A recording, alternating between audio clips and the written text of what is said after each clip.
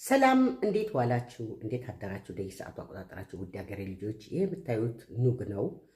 ኑግን እንደዚህ አፍልታችሁ ብትጠጡ እንቅልፍ እጦት፣ ዋናው ደግሞ ትልቁ ነገር አጥንታችን ሳሳ፣ አጥንታችን ያመናል ለምትሉ በእውነት በጣም ብዙ ጥቅም ያለው ነው። እንዲህ እያደረጋችሁ ጠጡላችኋለሁ። እንዴት አድርጌ እንዳዘጋጀው ደግሞ አሳያችኋለሁ።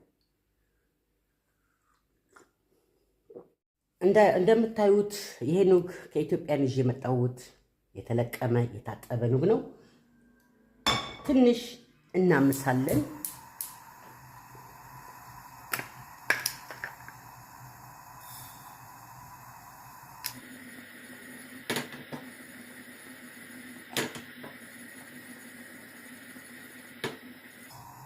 ይበቃዋል። እንዲህ አድርጌ ፈጭቼዋለሁ። 2 የሾርባ ማንኪያ እንደዚህ አድርገን እቃችን ላይ እናደርጋለን። ይኸው አሁን እንደምታዩት እዚህ ላይ አፍልቻለሁኝ።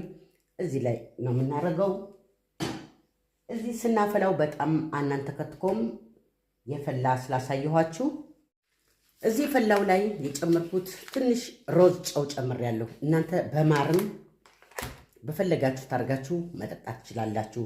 ግን 2 ብርጭቆ፣ አሁን ቀን ስለሆነች 1 ብርጭቆ ነው የምጠጣው። እዚህ የተረፈችኝ ደግሞ ማታ እጠጣዋለሁኝ እና ይህንን ኑግ ተጠቀሙ ለማለት ነው።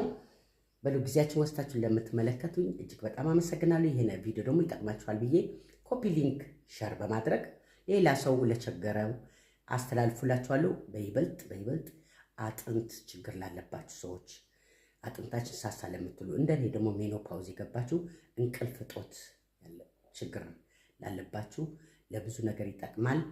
ተጠቀሙ።